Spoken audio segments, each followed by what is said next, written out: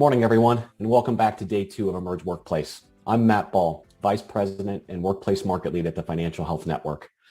For those of you who joined us yesterday, we're happy to have you back. For those who are joining us for the first time, thank you for joining. Yesterday, we dove deeply into the question of what works to improve financial health. We heard from HR leaders as well as market innovators who are positively impacting the financial health of their workforces and consumers, particularly those who are the most financially vulnerable. Today, we shift gears slightly and are really going to focus on how the future of work is shaping the future of workplace financial health.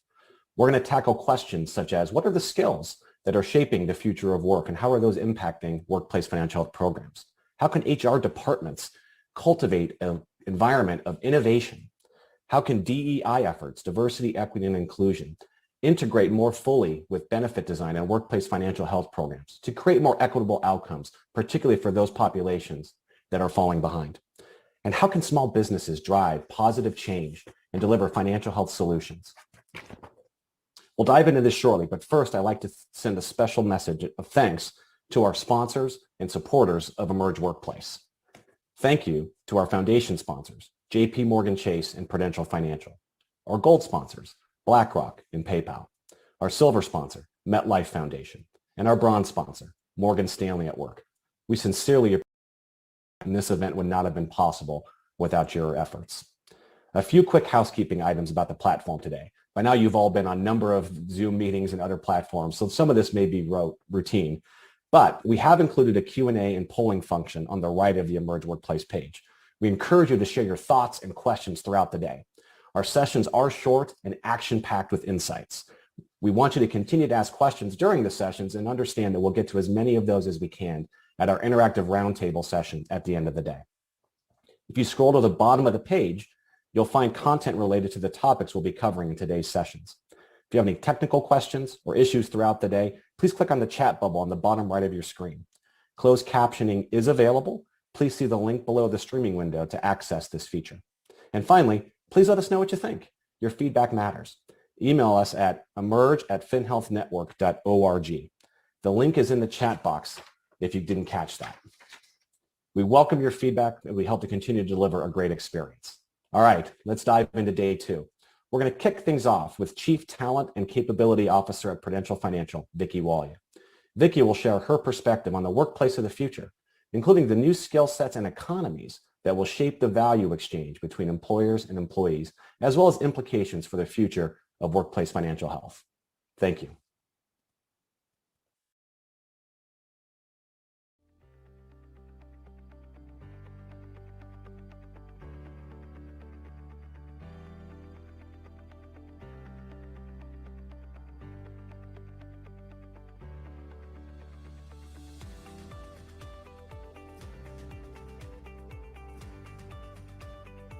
Hi everyone, I'm Vicki Walia, Chief Talent and Capability Officer at Prudential.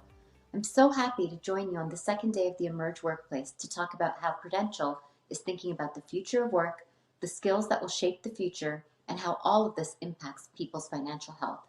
These are topics I personally feel very strong about and spend a lot of time accelerating across the company. Fortunately, we've been investing in the future of work, and what it means is we are now executing a company-wide transformation. We've learned that as a company, we need to change, but in order to do so, we need to stay close to our leaders and build an intimate understanding of the business that they're in. In so doing, we can help our people remain relevant now and into the future. We can also develop the muscle to work differently with one another so that we can effectively deliver outcomes. In order to do that, let's dig a little deeper into our talent strategy and the skills we believe are the currency of the future. For us, our approach to talent begins with the customer and their personas. The pandemic has changed the way we work, but it's also changed how customers engage with insurance. We are using this as an opportunity to think about what we know about our customers and also apply that to our employees. Ensuring we have the right talent comes down to a strong segmentation strategy and having the right employee persona to match the needs of each of those segments. We also think about the customer-employee persona as we consider the future of remote work. There are large segments of our population that need to stay home, and we need to think about a talent strategy that's bespoke for them. There's also large parts of our population that need to come to the office, either because the work requires it or their personal circumstances do. Related to this, we're engaging in a lot of persona and journey work. We're fortunate to have the expertise of an employee experience team guide our efforts. We also know there's longevity to our talent pool, and with that comes a lot of subject matter expertise. The first thing we need to think about is SMEs and consider how we build their tech know-how and design thinking. These skills are no longer only necessary for tech workers, they're becoming table stakes for all employees. We need to consider technology and different methodologies to get work done, how they relate to customer experience, employee experience, and development. We're a SME-based industry, and we constantly are thinking about upskilling. Upskilling isn't just about technical skills, it's also about the enduring skills, those skills that will be necessary regardless of how the insurance industry evolves. These are skills like critical thinking, influence, collaboration. They're never going to go away. They're just going to become more important. And so thinking about how we upskill our employees in these areas is a key opportunity for us and has led to the development of the Talent Marketplace. The Talent Marketplace is an interactive and innovative platform that help our people understand their skills, develop new ones, and take control of their jobs and careers at Prudential. There's this thought that there's a war for talent in financial services because we're all competing with the likes of Google and Amazon. But we have an entrenched workforce, and with the tools they need, they can drive their careers, help us drive transformation across the company, build the next generation of talent, and all with deep subject matter expertise. Prudential has also made a series of commitments to advance racial equity and inclusion. These are focused on our impact as an employer, a business, and a contributor to our society. The first set of commitments is focused on taking action for our people. We've identified concrete steps that will ensure contributing positive change for everyone. They include actions like driving open access to opportunities, ensuring we pay and promote people equitably, and increase the diversity of our leadership through transparency, accountability, and clear goals. An inclusive Prudential is up to all of us, and we need to learn and grow together.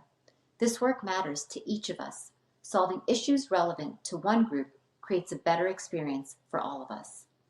A more inclusive Prudential is a higher performing Prudential. The diversity of experience leads to diversity of thought, which unleashes creativity and helps us understand the needs of our customers. Offering people opportunities to develop their technical skills, upskill enduring skills, and equitable open access to the roles of the future is paramount to the employer-employee relationship. As we focus on this work, we're staying true to our total rewards philosophy, offering a competitive suite of pay, benefits, and career development opportunities. They are valued by our people and seen as improving their financial health. We've made tremendous progress at Prudential, and I'm excited about our strategy for the future and into today. And on that note, thank you for allowing me to share how we're thinking about the future of work at Prudential. Have a great day and enjoy the rest of the Emerge workplace.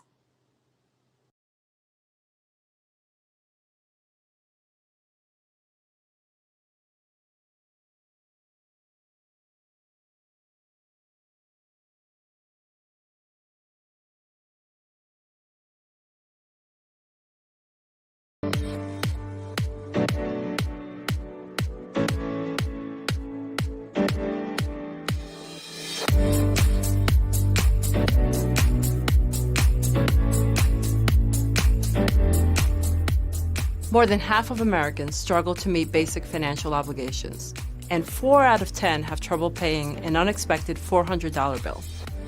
In fact, during last year's government shutdown, more than a quarter of federal workers said they took money from their 401k to pay their bills, ultimately jeopardizing their long-term retirement security. To better prepare workers for the unexpected, employers are increasingly offering ways to build an emergency savings cushion at work. These emergency savings options are in addition to your retirement savings contributions. And if you don't need the funds for an unexpected expense, these savings can be added to your regular retirement savings to generate more income in retirement. Life is full of surprises. Tackle them head on by contributing to an emergency savings fund today.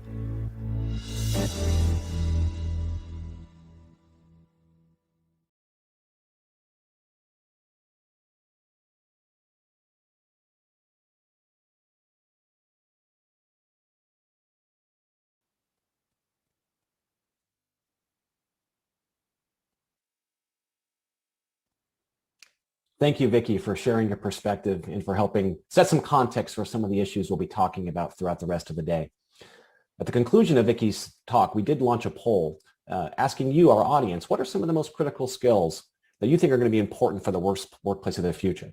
And as those are rolling in, we're starting to see a clear winner emerge. And that's really around critical thinking and the ability for people to be adaptable and to understand and change. In fact, the speed of change is one of the most constant things we continually hear about from the number of employers we continue to work with. How do we help equip our workforce across any status, across any demographic, for the ability to be adaptive and creative and really drive forward those key apparatuses? We also know that different industries are likely to have very different types of skills that are most relevant. The future of work is a conversation that's likely going to continue to be part of all of your daily lives, as well as the broader ecosystem that we're cultivating. Part of that ecosystem work is really also focused on innovation. And we were pleased to announce that this January, we launched our Workplace Employer FinHealth Forum. This forum is an opportunity for HR leaders to come together, not only to work together in a community of practice, to learn from each other, to share best practices, but it also gives them a chance to access and work with some of the in-house experts we have here at the Financial Health Network, people with deep understanding about the challenges HR leaders face, as well as how to integrate those solutions that move the needle on improving financial health for the workforce that they're seeking to address. But just as important is staying true to our roots as an ecosystem player, focusing on innovation. We continually hear from HR leaders that innovation is absolutely critical to their future of driving forward innovative benefit designs. Some of the challenges they face, however, is just the sheer proliferation of solutions coming into the marketplace and helping organizations make sense and understanding how are those going to address and actually integrate with their broader benefits. It's why one of the key aspects of our employer forum is actually bringing together stakeholders from innovators, existing benefit providers, and HR leaders in a non-sales environment to have these critical conversations, to bring together those perspectives as they are moving forward and shaping the future of workplace financial health and workplace innovation. You heard yesterday during our panel discussing the Financial Solutions Lab companies, how innovation is playing a key role in helping to engage populations, including those who are the most financially vulnerable. How do we help organizations and HR leaders think about innovation, both in terms of developing and influencing the new types of products that will really advance the cause of worker financial health? How do we ensure that we're cultivating conversations that are critical to developing those needed interventions to continue to drive forward the important causes we all gather here to talk about every day? This is a really exciting moment at the Financial Health Network as we continue to broaden the range of stakeholders that we engage with, bringing together the broader financial health ecosystem really aligned around a common purpose, which is to improve the financial health for all, especially those that are the most financially vulnerable. If you or your organization is interested in learning more about the way that we're working with HR leaders, please reach out to your relationship manager if you're an existing Financial Health Network. If you're an HR leader and interested in learning more, please reach out to me directly. My email is mball, B-A-H-L, at finhealthnetwork.org. We're continuing to grow the number of companies we work with, and we look forward to helping you in your journey as you're advancing workplace financial health with your own workforce. Up next, we have an innovative session about innovation with our head of innovation, Hannah Calhoun, as well as two of Comcast's HR leaders who will be talking about how they are cultivating an environment of innovation within their HR function. Thank you.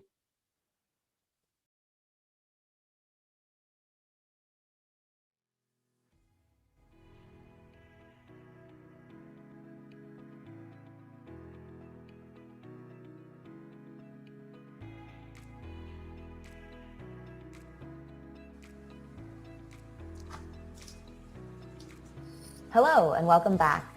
I'm Hannah Calhoun, VP of Innovation at the Financial Health Network. As many of you know well, HR teams are routinely tasked with critical initiatives that can transform the business.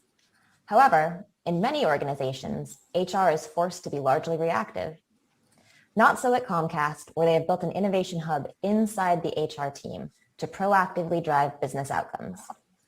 I'm thrilled to be joined today by Stephen Holper and Jill Personette from Comcast NBCUniversal, who are going to share how Comcast went about building this innovation hub, some tangible examples of the tools they use in their work, and their advice for peers who might want to undertake similar efforts. Stephen is the VP for Total Rewards Innovation and Products at Comcast. He's focused his career on conceptualizing and exploring go-to-market strategies for corporate startups with previous roles at Meta Solutions, Merck, and Vree Health. Jill is a senior director on the innovation and products team with more than 17 years of experience building benefits, wellness, and compensation design to help employees access the tools and resources they need to support their goals. Thank you both so much for joining us today. Thank you. Stephen, I'm going to start with you. Why did Comcast decide to make innovation a part of its HR function? It was born out of necessity because if you look at Comcast and NBC Universal, the companies are very diverse in the businesses they're in and the type of employees that work for us. As an example, on the Comcast side, we've got technicians that go into people's homes. We have call center reps, and we also have sales people, and they're dispersed across the country. Our makeup looks largely like the demographics in the United States. If you look at NBC, you've got people that work at parks at Orlando or in LA. You have people that are, talent. You have people that do production support. So it was really born out of the necessity to be able to understand our employee population as best we can in order to provide solutions and products for them that they're actually going to use and that ultimately solve problems for them and their family. So really, it's the necessity of a diverse population and really understanding them as best we can to serve them and provide the most value that we could. Great. Jill, central to the way this innovation team works is the process you use to identify employee gaps and needs. Can you tell us a little bit more about what that looks like? Sure. So what we really do, Hannah, is we focus on the demographics of the business, leveraging techniques that are scalable and applicable for all business units. And the key word there is business units, because as Stephen mentioned, we have a very diverse workforce. And so we need to think about how do we best deliver what they need based on the ask in which they bring to the table. We include our work with creativity, ideation of each product that's brought to market to those departments and to those business units, while also being agile in our design methods. We test, we focus group, and we measure in order to make sure that we can effectively meet the needs of our clients. I know you use personas in your work. Can you talk to us a little bit more about what a persona is and how you end up developing it? Yeah, personas are critical in the work that we do, and we look at personas in a number of different ways. So we look at them in the medical space, the financial well-being space, wellness, and everything that's brought to the market from a total rewards avenue and how we deliver benefits to those business units. So what we do is we spend time talking to HR, really understanding the demographics of what their needs are. Then from there, we work with our data warehousing team and our data science team, and we really pull the data to the specific ask in which we have. Based on that ask and based on what the aggregate data is sharing with us, we create anywhere from 5 to 7 different personas to deliver back to the business to really help them understand the makeup of their division or their unit in order to be able to educate, communicate, or develop products. So the way to think about it is you have 5,000 people in a business unit who are made up of a number of different characteristics across the country. So it could be their location, it could be the job in which they're doing, it could also be their demographic status of being enrolled in benefits or not when it comes to single, family, employee plus 1 or 2. And then from there, we try to help tell the story of that individual in order to be able to really help think about what's the best product and communication that we can deliver to enhance the engagement and also get the most productivity out of the individual so that they're the best self while at work. And what does a test and learn look like for Comcast? Test and learn is probably the most exciting thing about what Stephen and I work on because it really allows us to get in there and be agile and iterate. We never forget to realize the goal while optimizing the knowledge that we can get from that and bring back. We always come with an unbiased mindset and are consistent in our measurements, feedback, and delivery. And so really what's test and learn? We look to pilot in smaller markets to really gain feedback, to ask questions, so that we can continue to iterate the product in order to make it the best delivery for what our population needs. So it could be anything from how are we measuring the pilot to how do we change those measurements or key performance indicators to the next round of individuals that we're working at, getting the feedback from not only the executives within those business units, but also the HR people in the markets that we're servicing and the employees to really make sure that what we're bringing to the table meets the needs of what they want and what they need in order for us to be a more effective business and for those individuals to be more effective at work. But really, you look at test and learn as what any individual might look at from a lessons learned standpoint. So as you're iterating on any project or work that you do, you're always constantly taking that feedback to try to improve. And so that's why it's so critical for us as we have this innovation arm within our department to be agile, to come back with, like I mentioned, unbiased, objective feedback to continue to deliver what's asked upon us to make the best delivery for everyone. Great. And are there specific lessons you've learned about how this innovation process really helps to drive meaningful outcomes for the workforce? Yeah, I would say a couple of key things that we've learned is that data is key. There's always going to be a perception within the need or want just based on anecdotal escalations or voices that are brought to the table.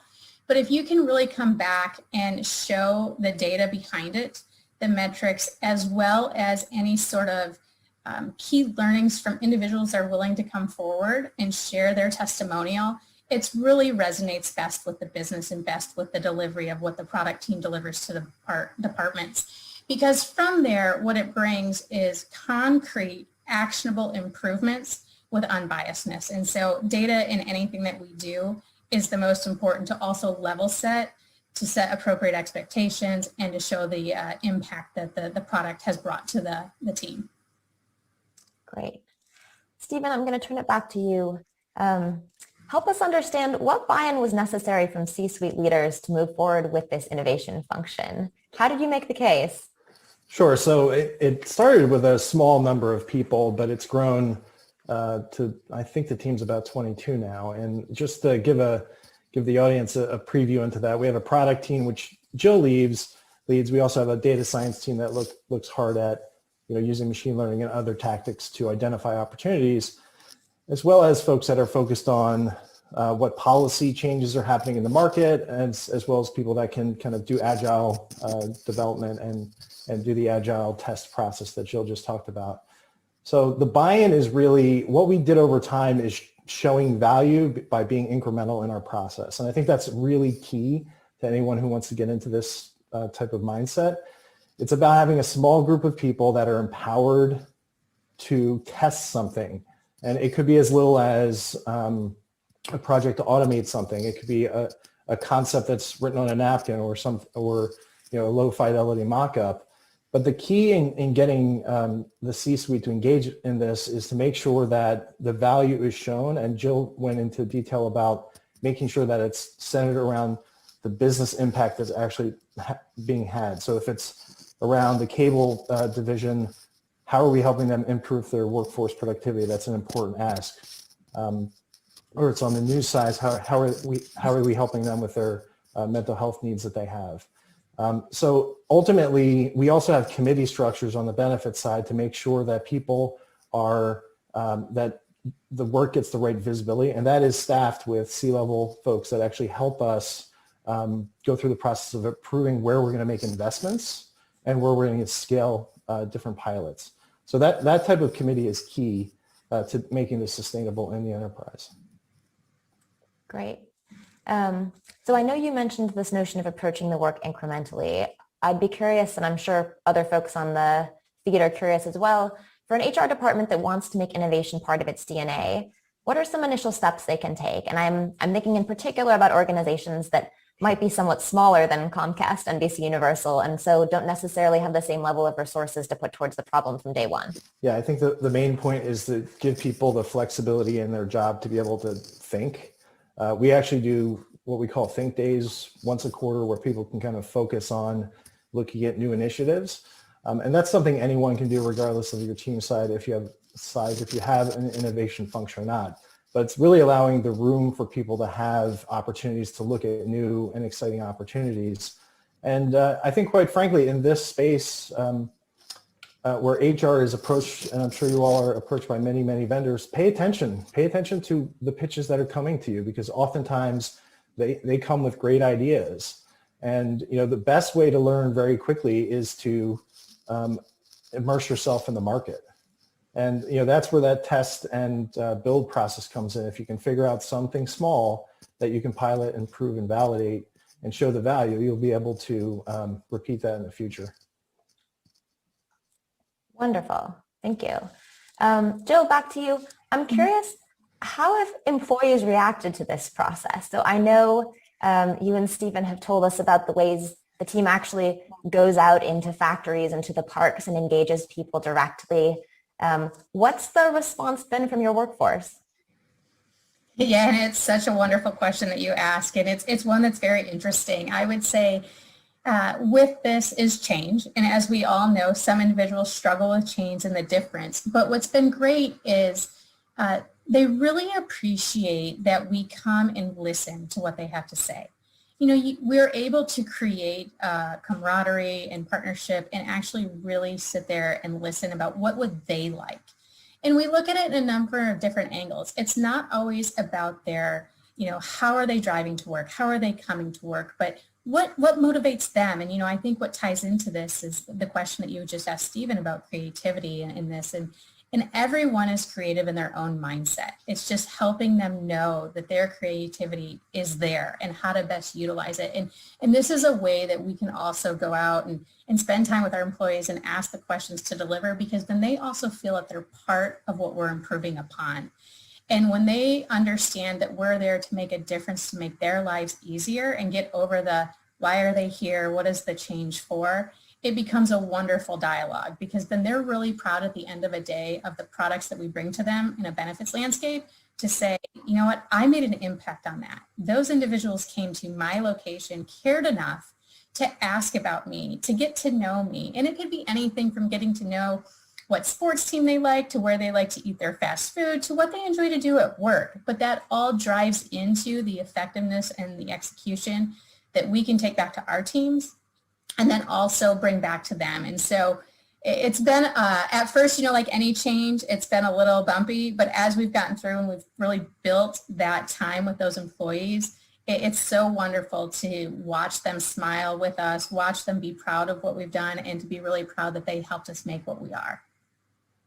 Wonderful. So we are rapidly closing in on time. Huge thanks to Stephen and Jill for joining us today. We so appreciate it. In our next session, we'll be hearing from MasterCard on how HR leaders can design their financial health initiatives to drive more equitable financial health outcomes for employees. We'll have Taria Gray, the Chief People Officer here at the Financial Health Network, moderating that discussion, and they'll be starting in just a few moments. Thank you all so much. Thank you.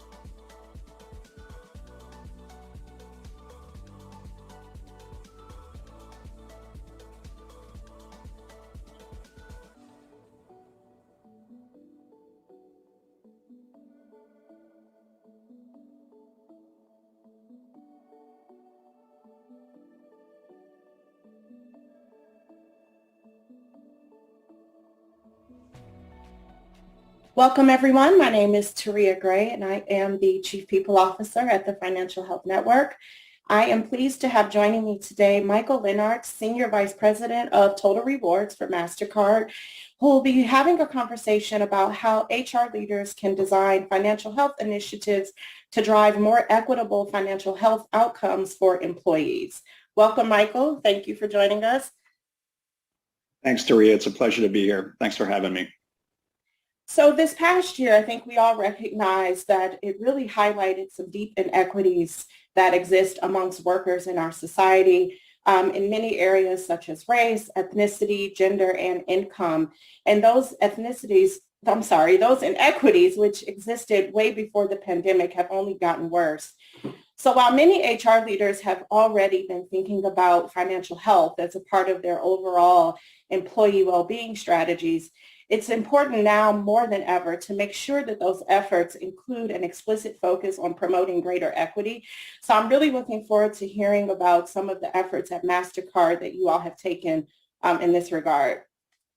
So let's start off with pay equity.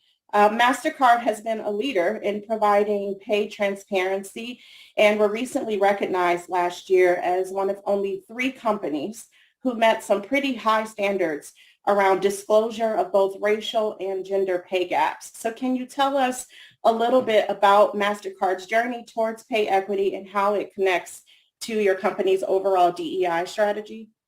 Sure, my pleasure. Yeah, I think pay equity is a great place to start because you can't really have an honest discussion about financial health and inclusion if you don't start with its primary driver, which is pay equity. You've got to pay people equitably, and if you're not, you're almost certainly contributing to financially inequitable outcomes on the back end. So it's a great place to start, and what I can tell you about MasterCard's journey is that it started a few years ago when pay equity was becoming a really hot topic. And when we looked at it, we said, this is kind of a no-brainer for us, right? This aligns perfectly with our culture of decency, which is actually a phrase that was coined by our former CEO and our current executive chairman, Ajay Banga. And it's a sort of a credo that we live by every day. And we realized that we couldn't, with a straight face, talk to our employees about a culture of decency if we couldn't say that we were paying them equitably.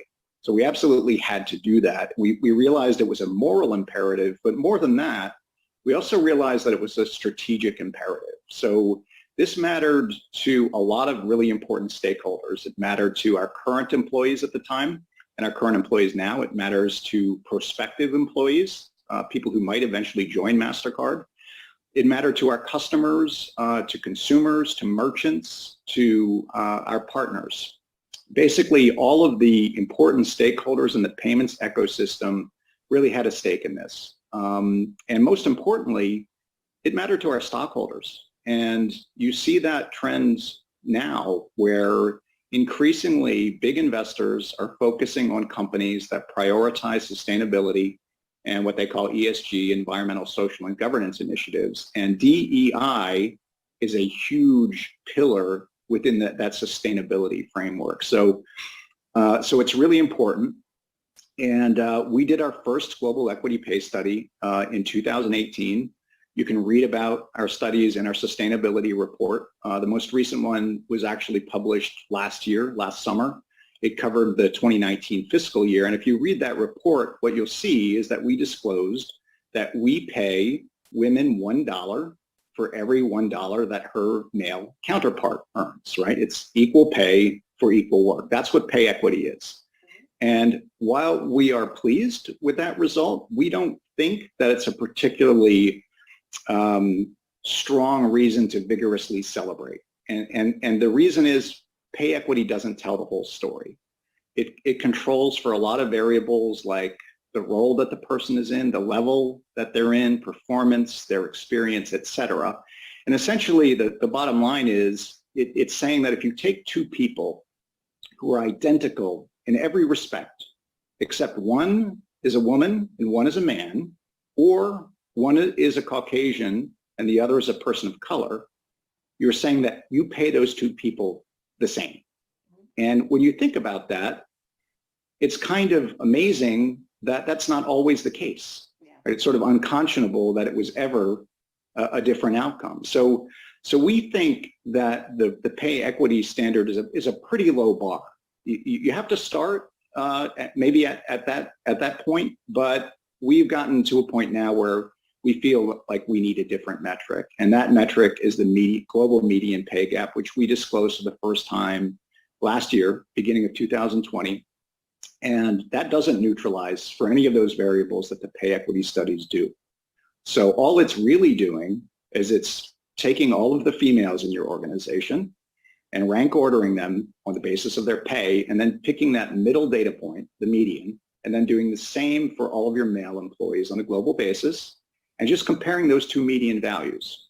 And when you do it that way, what you see is that at MasterCard, women make 92.2 cents for every dollar that men make by that standard.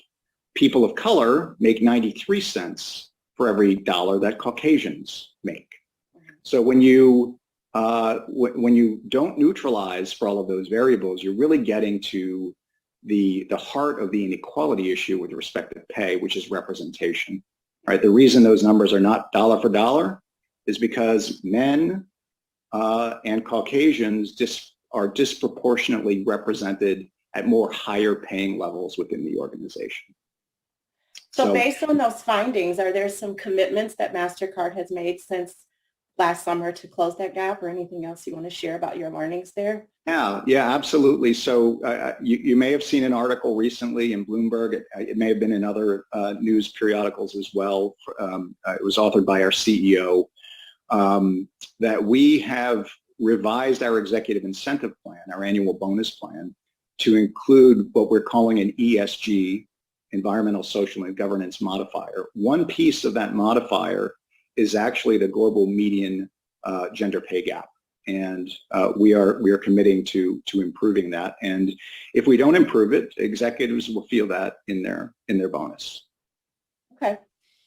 So how has MasterCard's commitment to equity influenced your strategy and approach in other aspects of benefits and total rewards aside from compensation? Yeah, I would say that the pay equity experience and the pay gap experience themselves didn't really contribute to the way we think about things outside of pay in terms of benefits and total reward policies. I would say that what really has driven that effort is the culture. Like I said before, it's the same thing that drove the decisions to make those pay disclosures are the things that define how we think about benefits and making them inclusive. So, when we think about total rewards outside of compensation, we certainly focus on equality.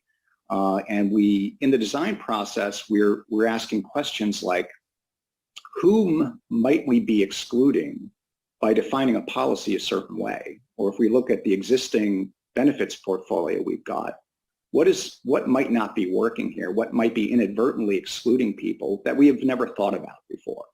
Right? And the classic example is a traditional maternity leave policy, where a birthing mother gets paid leave, but there's no benefit for for a father or for adoptive parents. It's very traditional. It's not very inclusive. And that's not, we don't think that's right. So we've changed those policies. And by the way, and I don't mean to continue to harp on pay equity, but if you think about that traditional maternity leave policy and about what impact that has on pay equity, it has probably played some role in why men and women aren't paid equally in the workplace, because those traditional policies have resulted in oftentimes, mothers taking time off for their paid leave and then extending it on an unpaid basis because the father doesn't get any sort of parental leave, and he doesn't share any of that burden. So, perhaps after having multiple children, the working mother is back in the workplace, and she has found that her pay has suffered, or that some of the people who used to be peers are no longer peers, they've advanced. So that's, these things are very interconnected.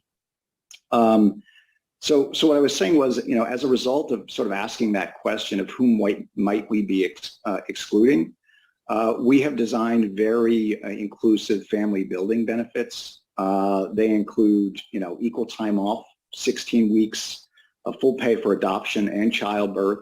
That's for everyone in all geographies where we operate all over the world. It's regardless of gender and sexual orientation. We also provide fertility and gestational surrogacy benefits that are inclusive of same-sex couples. So, those are pretty progressive ideas that a lot of companies don't have. We have benefit offerings that focus on disabilities as well. So, hearing aid benefits, all the way from, hearing aid benefits to things like paying for ABA therapy for children who have an autism spectrum disorder. Okay. In our few minutes left, I think I've got one or two more questions. One is, once you've got some of those benefits in place, how is MasterCard thinking about kind of uptake and utilization from an equity perspective across different employee populations? So for example, I'm aware of a pretty generous 401k match that MasterCard offers up to 10% of base pay. And given kind of what is a well-known racial wealth gap across the country and the opportunity to support kind of longer-term financial security, what kind of strategies have you all put in place to promote kind of like retirement readiness or long-term savings for diverse employee populations? Yeah, I mean, I'm glad you mentioned it's what we call the Investing in You plan. In the U.S., it's the 401k plan, but it works the same way in every geography where we have employees. And it's a very generous plan, as you mentioned. If an employee contributes 6% of their salary, we give them 10% in a contribution to the plan. So, it's 16% between the two sources of contributions. And I think the way in which we rolled that out was very helpful in creating sort of an inclusive perspective around it, because we very strongly emphasized communications and education in that rollout. So it was making people aware not of just how rich the benefit was, but how important retirement savings are to your future. And we've also built other features into the program that you might regard them as being a little bit paternalistic in so far as we're kind of protecting our employees from themselves. But it actually helps quite a bit in avoiding any exclusivity in the program. And those features are things like auto enrollment. So when you join MasterCard, you really have no choice in terms of enrolling in the plan. You are automatically enrolled. That way you get the full benefit of the match. The only way to not enroll is by proactively opting out, right? So, and it's very unlikely that anyone ever does that. We also have an auto escalation feature. So your contribution automatically goes up by 1% per year, again, unless you opt out. So these features are really helpful in ensuring participation across everyone, regardless of who they are or sort of where they are in their careers and their lives. And when we look at participation rates, 98% of our employees participate in the plan, so only 2% have opted out. But one of the things that we've done to ensure that the program is inclusive is we have analyzed that data, those 2% that have opted out, and we've concluded that there is no overrepresentation of a particular group versus the general population and people who have opted out.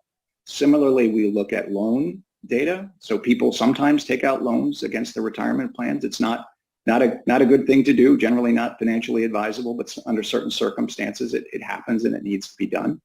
And when we look at that data, we similarly find that there is no overrepresentation of diverse groups among the population that is taking out loans. Okay.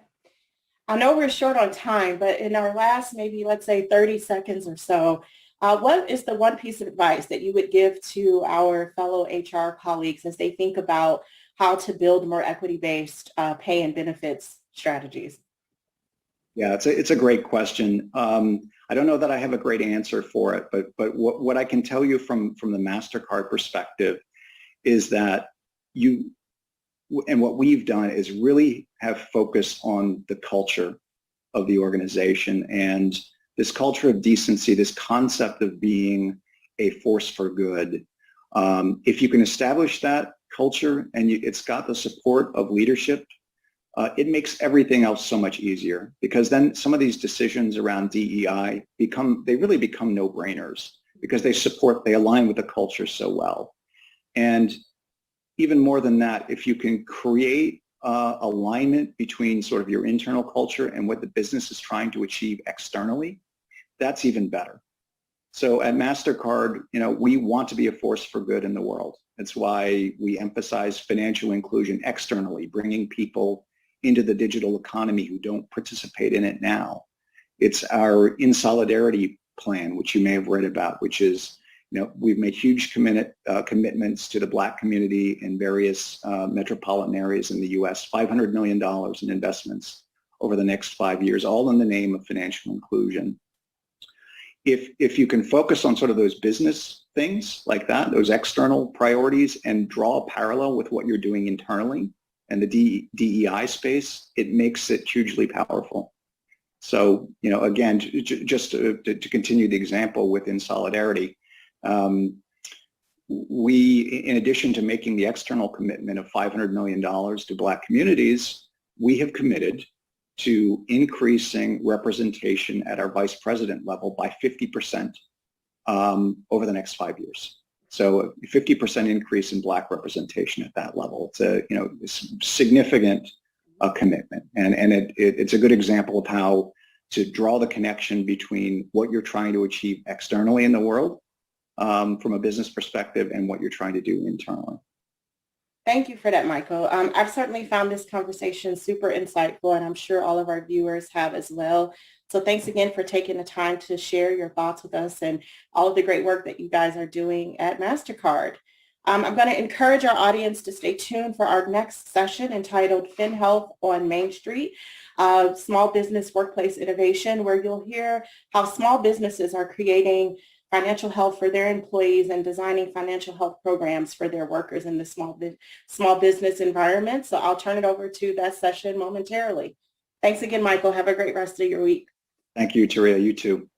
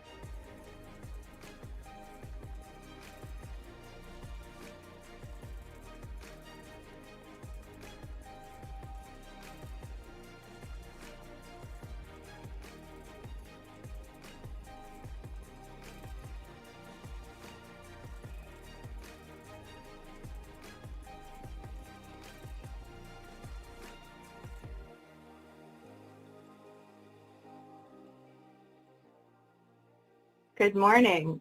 Thank you for joining us. We know that most of the content that you are listening to on the Emerge Workplace these couple of days has been for medium and larger size employers. We're really excited in this session to bring you a perspective of small business owners and highlight how they're thinking about creating financial health for their employees. We know small businesses are the anchor of the U.S. economy, employing nearly half of America's workforce. But without the scale and resources of larger companies, how do smaller businesses best promote the financial health of their employees? Pacific Community Ventures, which I work for, is a nonprofit community development financial institution that really tries to center its civil rights mission and invests in small businesses with a focus on helping create good jobs through good businesses. I'm excited to be joined this morning for a coffee and cupcakes fireside chat with one of our favorite clients, Lila Owens from Cupcake and Bake Shop here in the East Bay, who really exemplifies a small business using this community investment models, capital and advising to innovate her workplace, invest in good jobs, and the financial health of her workers. Lila, thanks for joining me this morning. Thank you, Bobo, for having me. Yeah, we'd love to hear how you got started on your journey as an entrepreneur. And I'd love to understand, where did that first awareness for you really come from about wanting to create good jobs for your team, and how did you work towards that? What do you offer these days? Great questions. So I'll start with the beginning of this entrepreneurial venture. I graduated from Howard University in 1999, and I was unsure about my career path. And so I returned home from Washington, D.C. to join our family real estate business. I did really well, and I was in the industry for, 10 plus years before we had the big economic downturn circa 2008. And I took that time to do some soul searching. It was a time for me to discover, is this really what I want to do?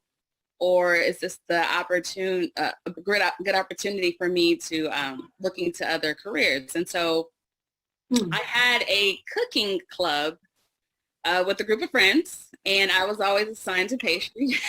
And I absolutely loved cupcakes. And perfect storm was that cupcake shops were popping up around the country. And I was like, this is like exciting.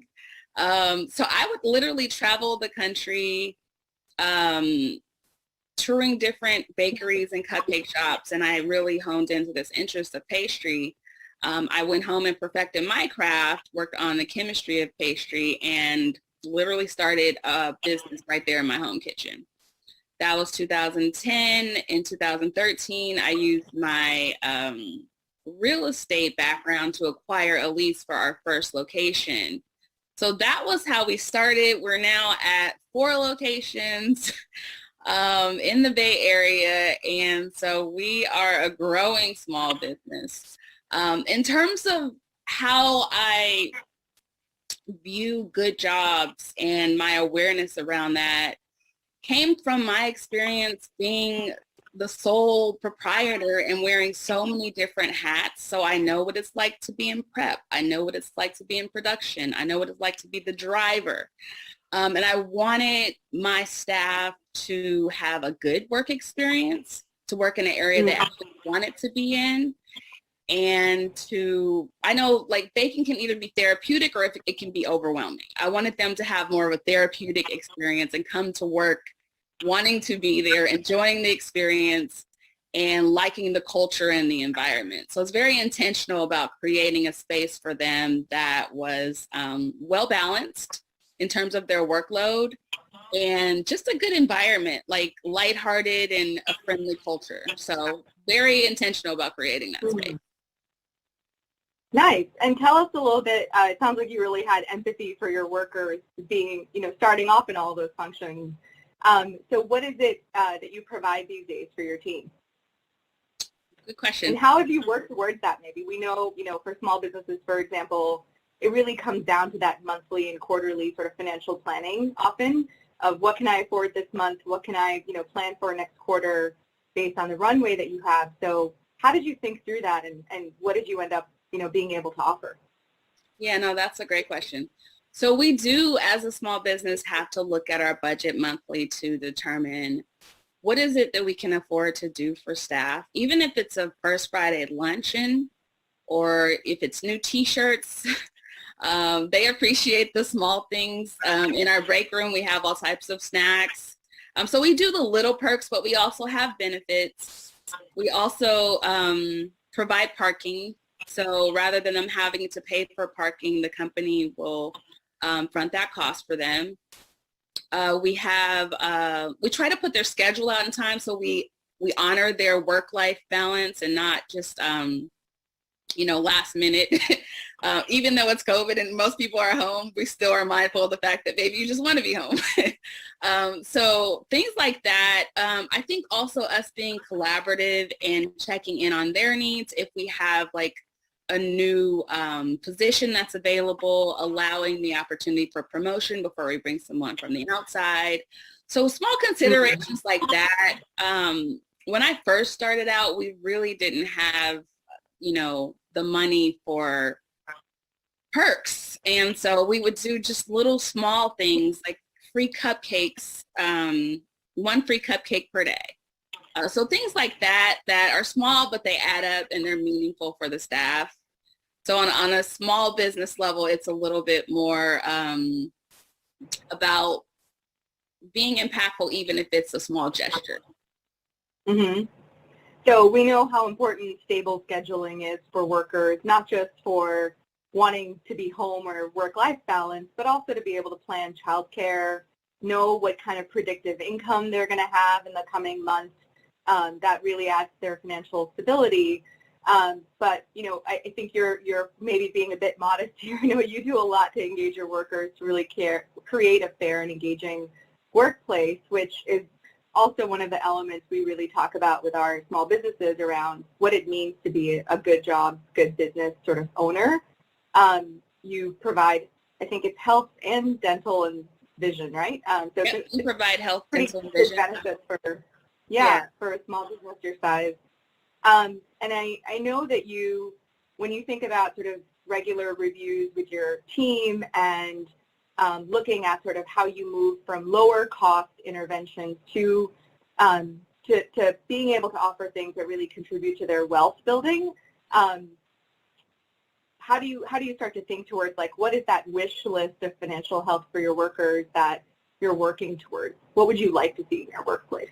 Yeah, so what I would love to see is profit sharing. And part of the reason why is because I know that ultimately it's our staff who are fueling the growth of our business, right? All of the hard work that they're doing behind the scenes, I want them to reap the benefits of the growth of the company. And so that's like our larger goal. Also, 401k feels like we'd be super official once we can offer them like a tool for their future growth and retirement. And so those are two of our things that are on our big picture wish list as we grow. These aren't even things that, you know, they've asked of us, but it's things that we definitely want to provide for the sake of stability and, you know, retention and having them feel like this is a place where they can actually grow. A lot of times in retail, it feels like a transitional job, not a place where you can really plant your feet because there's not room for growth and stability and things like 401k and a profit sharing. So that's what we would love to provide. Nice. That's great. Yeah, that definitely covers a lot of the different elements we work with our small business owners around the elements of having a good job. So when you think about the journey you've been on, how does access to affordable capital or mentorship factor into the either improvements you've been able to make in your business and then in the jobs that you offer and the quality of the jobs that you offer? How has that played a role? Sure. So affordable capital is everything. It takes the pressure off, the financial pressure off when you have a reasonable, when you have a reasonable monthly payment for a loan that you've acquired, right? Like when we started out, we had to acquire less favorable loans. And there was so much pressure to make that payment. It's hard to think about growing the business because you want to make sure that you fulfill this obligation that you have. So not until we got into the position where those loans were paid off, we were able to get, you know, a reasonable interest rate for capital with PCV. And then it's like, okay, we can focus on getting a new laptop or, you know, things that we need for the business that is not tied up in an interest payment. So the affordable capital just as a small business is instrumental in our growth and as well as advising. We've also gotten a PCV advisor who's been amazing and had me focusing on the growth of myself as a CEO and improving my leadership skills, the efficiency of the business, the effectiveness of our leadership team. He was instrumental in determining my model as we grew from one location to 3. And I'm sorry. Oh, I thought you said. So just the two combined have been pillars in our growth as a small business. I would say the mentorship is invaluable, and I was lucky to get a mentor that completely aligned with my vision for the business and helped me to strategize, going from, like I said, from one location to where we are now. I had to determine what kind of business model I was going to decide upon, and that was going from having one kitchen to a model where we have a centralized location or a hub and satellite locations, as opposed to multiple locations that have multiple kitchens, which is far more expensive to operate. So just making decisions like that and helping us be more efficient, those have been major decisions that kind of shaped the growth of our business. That's great to hear. And since you started working with PCV about four or 5 years ago, you've worked with a couple of different advisors, right? And tell me a little bit about how, so beyond thinking about the sort of hub and spoke business model, your leadership skills, which obviously really plays into the culture you build in that workplace, how has the advisor helped you think about that leadership culture and how that plays into the kinds of job quality elements that you offer in your workplace? Yeah, good question. So there's a couple of questions there. So first I'll start with our initial advisor was out of New York, and his name is Robert, and he's amazing. And for the first couple of years in business, he guided me along a lot. He was more financial focused, so he helped us with organizing our bookkeeping and tracking our cash flow, things of that nature that were very important for us as a startup. He had obligations outside of advising that didn't allow him to continue, and so we were assigned a new advisor. And I had a couple meetings with him, but I didn't think he fully aligned with my style, my vision. And so I contacted PCV and I was like, is it possible I can be realigned with another advisor? And so the advisor who I have now, Mark Sickles, is absolutely amazing. I feel like I should be paying him. He has been like so instrumental in just getting us from, A to Z. He is focused a lot on the culture. We're focusing on making Cupcake a great place to work, a great place to buy, and a great place to invest. Those are our three pillars. And so we work consistently on finances, on marketing, on branding, on the culture of the company, and making sure that our staff, who we consider our first customer, are, happy with their workload, with their job, with their work experience, with their buy-in, with the collaboration. And so he just keeps me focused. And there was a second part of your question that I don't think I answered yet. No, I was just thinking about, you're talking about the leadership culture piece. Obviously, that translates into creating a good business where people want to work and are inspired to work. I was just thinking about, how does that specifically play out into how that advisor has helped you sort of plan through, like, okay, this month I can do this for my workers, next quarter I can do something else, and how that combination, we find usually that it's a combination of financial planning and HR thinking, right? So what is the culture you want to build and how do you finance your way there? So I was just trying to think through sort of how that advisor has been particularly helpful in doing a combination of both. Yeah, absolutely a combination of both. And I'll say there have been very specific issues that I brought to my advisor, let's just say in terms of human resources, how we transition people in and out of the business, and being super mindful about that process. For example, it was time to hire a GM, and what we brainstormed is that it's only fair to present that opportunity to all of leadership and let them step up and also contend for the position rather than having an outsider come in. There were times where I needed to transition people out, and he and I came up with a plan to have basically a corrective action plan. before you transition anybody out, to give them 90 days to improve their performance. So these were things that I hadn't thought about. I was just like, it's not working out. What do I do? But you have to be mindful for the sake of the culture to consider, how you bring people on and how you transition people out. So things like that helped me work through specifically. Other HR things like creating an actual position called a quality manager.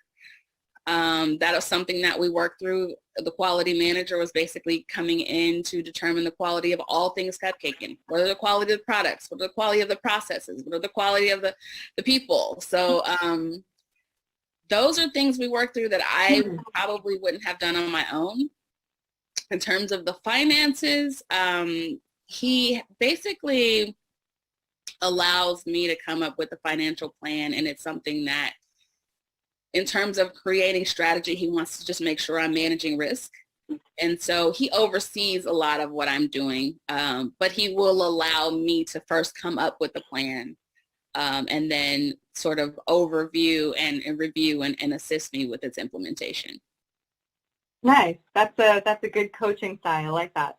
And I love the idea of that quality assurance manager looking across products and culture. That's definitely something I'm going to think about in one of my next hires I'm looking at. Thanks for that advice for me. So I know you definitely are a great place to work and a great place to buy. Your cupcakes have been a part of all of my kids' and staff's birthdays and events since we met. I think since we started working together in the last 1.5 to 2 years. Yeah. And they are delicious. We hope if the conference is ever able to be out in the Bay Area, we are happy to cater cupcakes for everybody for a future Emerge conference. What is, in the minute or so we have left, what is one takeaway you want to make sure other small business owners who are thinking about, how do I finance good jobs in my workplace? How do I invest in good jobs for my workers? What do you want them to be thinking about? I think know that investing in your workers is a huge return on your investment. I think that, people first, and then everything else second. I definitely think it's worth it to invest in the staff that are working on your behalf. At Cupcakin, we have a very low turnover rate. People love to work for us. I think that's a rewarding experience. So just that giving back to those who contribute to, the growth of your business, I think it's just the right thing to do. And I think it'll ultimately be a good return on your investment. Nice. Thanks, Lila. I just always appreciate and learn something every time we talk. And I think from the PCV perspective, even though our small business lending is only available for California-based businesses, I think one thing I want to make sure people also walk away from is that our advising platform, businessadvising.org, is nationwide. So if you're a small business or you work with small businesses and you want to be able to offer them the kinds of advisors Lila's raving about, Mark Sickles and other good jobs advisors or financial planning advisors, please feel free to use that resource. We'd love to be able to get that in the hands of more folks to help them build forward better, so that we're really shaping a recovery that is much more worker-centric than we did maybe even the last recession, so that we're able to actually have the kinds of wealth and financial health, wealth-building outcomes we know we are intending to have and are going to be important to lift up our communities again. So thank you so much for joining me for this morning's conversation. I can't wait to see you in Oakland. Absolutely. Thank you for having me.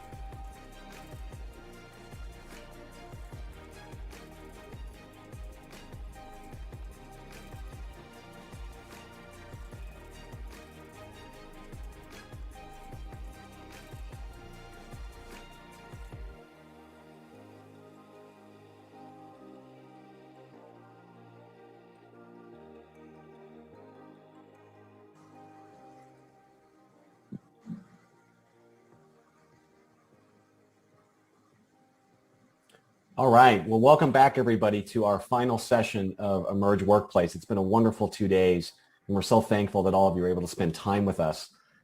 We've got today a wonderful moderated panel here that are going to address some of the questions and themes that we heard throughout the day. We have Bubble Gupta from Pacific Community Ventures and Jill Personet from Comcast. So thank you both for joining us. I first want to say that, Bubble, if Lila didn't have a personal fan club before today's event, she absolutely has one now. And get in line. Yeah, I tell you, I mean, and you know, I know that the Bay Area cupcake scene is likely to be overrun with our attendees, and she's gonna have to figure out how to get those cupcakes shipped across the country, because here in Maine, I am desperately in need of some of those cupcakes. What an inspiring story. PCV is happy to help cater if you ever want to bring your conference to the Bay Area. My daughters are first fan club for Lila. Oh, that's amazing. Well, I'm gonna start with Jill and give you just a chance to breathe before doing that. But Jill, you know, what a wonderful session that you and Stephen and Hannah sort of led, helping us really think about the way that HR leaders can really think of themselves as innovators within the company. One of the things that, you know, our audience really caught on to was this notion of storytelling and how Comcast is taking not only this mountain of data that you're collecting, but also using those personal stories when you're out meeting with your workforce. How do you package all of that into a comprehensive, you know, story to help your leaders and others make the decisions about which solutions to implement? Such a wonderful question, especially when you think about what everyone's focused on. And it really has to be packaged in digestible, readable, actionable delivery. We could go back at people with so much data related to their ask, but we try to take a step back and say, okay, we need to give them the information that they can respond to and react to in short snippets versus going through the analysis paralysis. So we always circle back to what was the ask and what were they trying to achieve for the business and how did it come about? So we always resurface that, and then we come back with no more than 6 pages within, whether it depends on the delivery. It could be a deck, it could be a video, it could be an Excel document, depending on what the ask is. And we really keep it digestible, because otherwise it almost creates a paralysis on how to act. However, it's also where's the audience? You know, we have to deliver our material in multiple different ways depending on the audience. So usually we start with our executive summary at the top.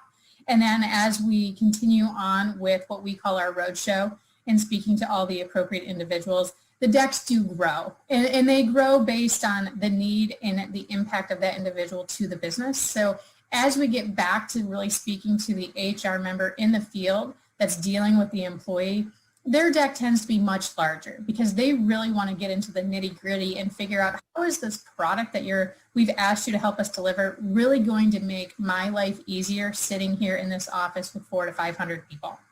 So, you know, it really is tailored. We may have up to 20 decks on one topic and really just scale them appropriately based on the audience. So that's really how we approach it, Matt. Yeah, it's really interesting. You know, Vicki in her opening remarks today really talked about the different skills that are shaping the economy. And during your session, it was apparent that all of those skills are actively at work in the work you guys are doing. So that's wonderful.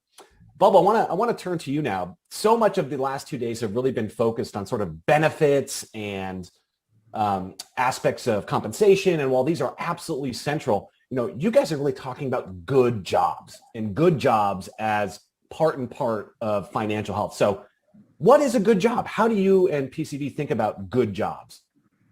Yeah, thanks for asking. Good question. So first of all, you know, if we know that half of America's workers are employed by small businesses, and, you know, technically the definition for small businesses in the U.S. is 500 or under, which the bulk of our businesses are literally like 2 to 20 employees. So actually from micro to small, right? And that's where a lot, especially when we think about Black and brown workers, that's where a bulk of them are employed in our main streets, right? So if we know that we want to have community wealth building outcomes and we want to be addressing racial and gender wealth gaps, then what are the elements of a good job that we need to make sure we're building a financial floor for future mobility from? So when we think about it that way, the elements that we've really identified in the last few years as being important to our research has been a fair living wage, That's sort of first and foremost, I'm sure. We've found a fair, engaging workplace. So do you have worker voice? Do you listen to your workers and feedback like Lila was describing in our session, sort of help think through priorities? Are you creating learning and development opportunities for them, or are you just kind of using them up and turning them out the back door so that they are able to grow and advance into new jobs internally, be promoted internally potentially?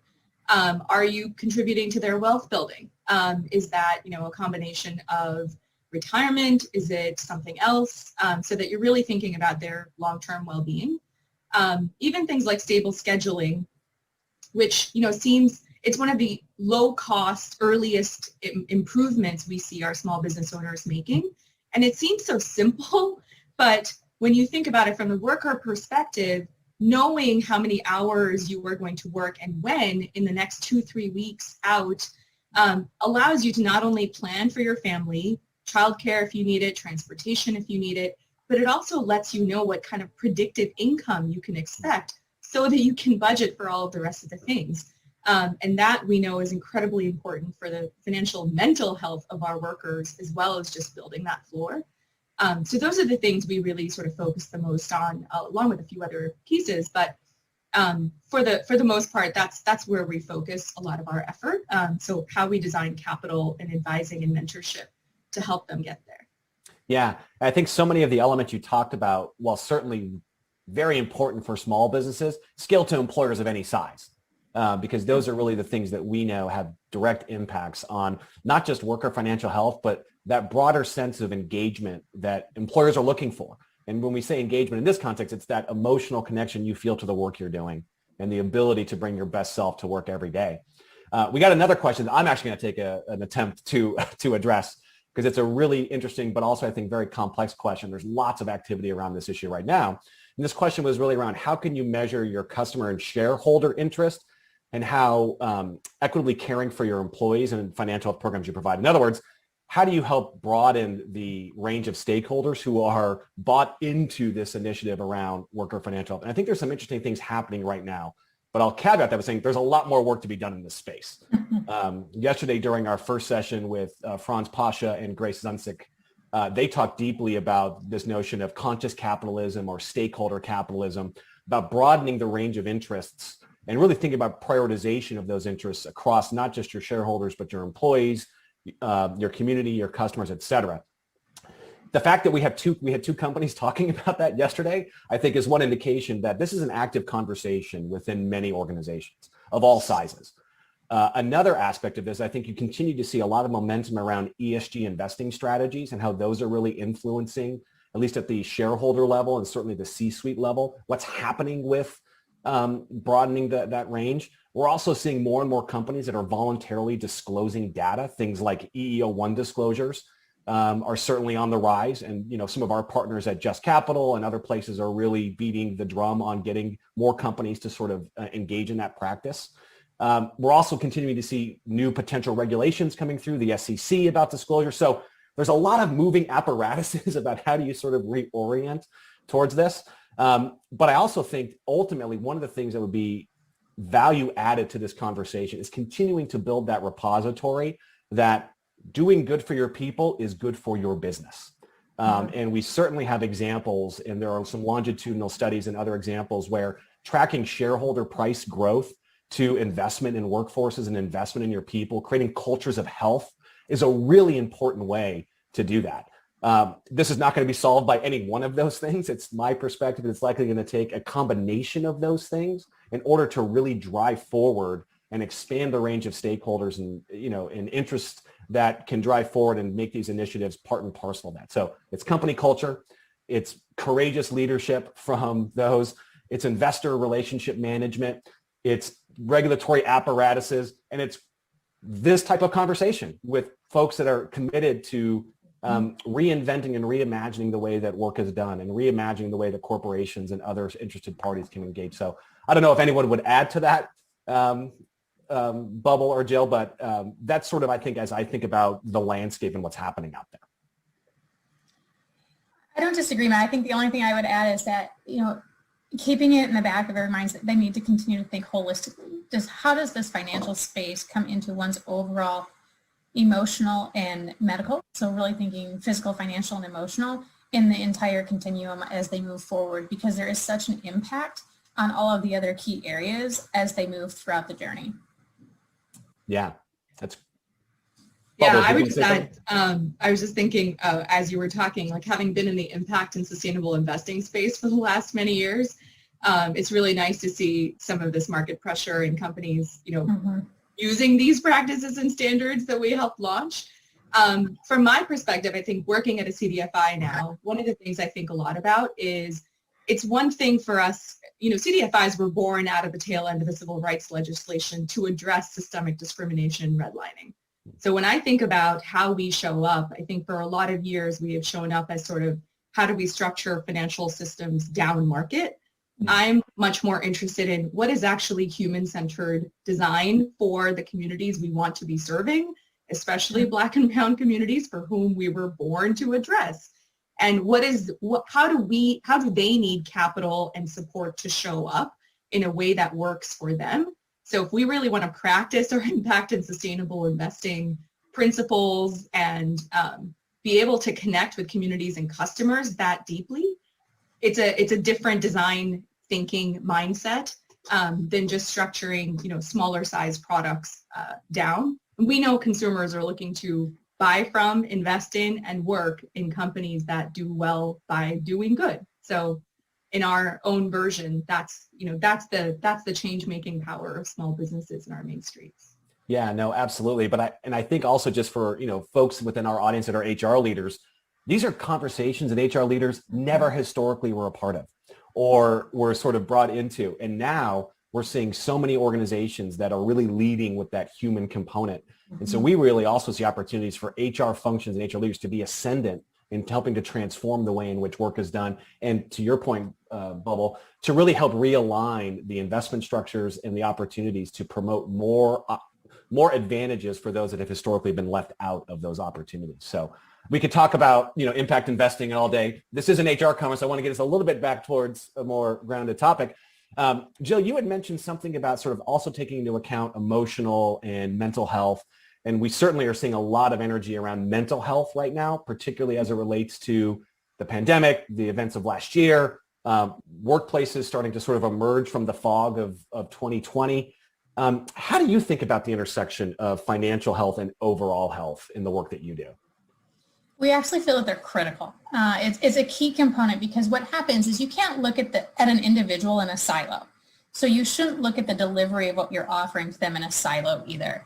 And at the end of the day, if you think about financial, well, my physical and my emotional health all have a dollar to them. So whether that dollar is to what I need to pay out of my pocket for my co-pays or premiums, or if that's a dollar impacts me in how I can function at home or at work and how I can really drive myself and my family and my friends in society, they are so intertwined. And I think what we have done in the past is we have a tendency to forget about the connection points, how important it is to look at the whole person and look at every aspect of it.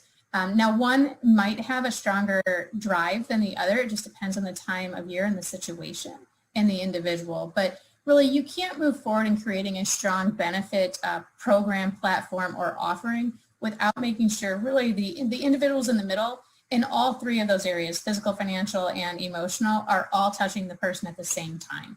And so for us, it is absolutely key.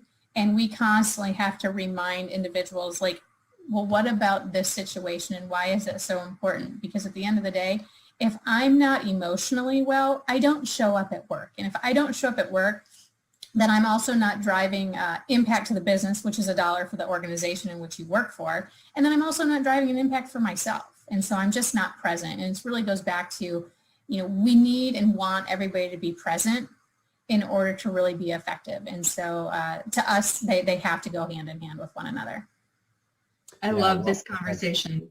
We've just been talking about psychological safety on our team this past, a couple of months for our own staff, but also bringing in more and more advisors, HR advisors too, into our business advising platform to be able to do more sort of trauma-informed care for our small business owners, because we know when you're thinking about racial injustice and economic injustice, and then this COVID crisis, Right. how we show up for our small business owners, the coaching we do for their workers, Mm-hmm. completely. I mean, from our context, for our own team and for the communities we serve, it's really important to be able to bring that kind of mindset. I really appreciate you talking about that. It really is. And the struggle, though, is it's kind of getting others, this kind of goes back to what Stephen and I talked about the creativity and thinking differently. This topic is one that is prime for that, because everybody has always in the past focused on, if you need a counselor, call your EAP or your behavioral health plan. Well, not everyone needs a counselor. Sometimes they need a coach. Sometimes they just need a friend to phone, and that they don't want to talk about their personal situation with their next door neighbor. Or they might be in a situation where it's about, gosh, I work out all day long, but God, I come home and eat a pizza and a whole, carton of ice cream. So I'm just never losing this weight. What's the problem? And I think what people need to think about in their delivery of this topic in the intersections with financial is, how do we best message to really help everybody understand every one of us could use this assistance in the emotional and mental space. But how do we make sure people break down those barriers to recognize there's nothing wrong with you. There's nothing wrong with wanting to have that conversation, and really continue to think about the delivery will only help us be better in the long run. And then that will flow into, Matt, like the overall arching question of financial health. Because if I'm comfortable with the delivery and how I can best express myself on the emotional side, it will just flow into all the other aspects of how I do my life. Yeah, absolutely. I mean, trauma and psychological safety and being able to be your best self at times that matter most. I mean, that's a human endeavor, right? That's not just a workplace endeavor. That's a human endeavor. And with so much of us spending more and more time engaged in work, the lines between the human endeavor and the work endeavor, we used to think about separation. That's a completely falsehood. It's integration, right? It's part and parcel. It's a continuum.